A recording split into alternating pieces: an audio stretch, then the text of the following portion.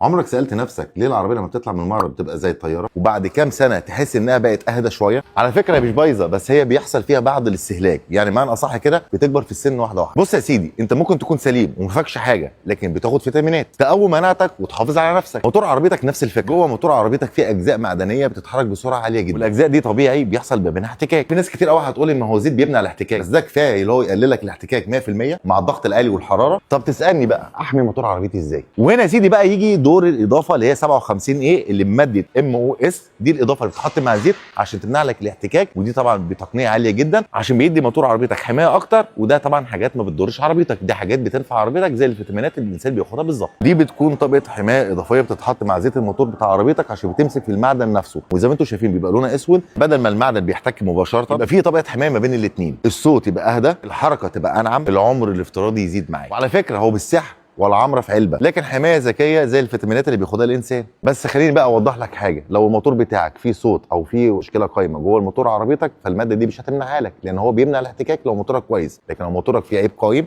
فما تحطليش الماده وتقول لي الماده ما عملتش حاجه معايا.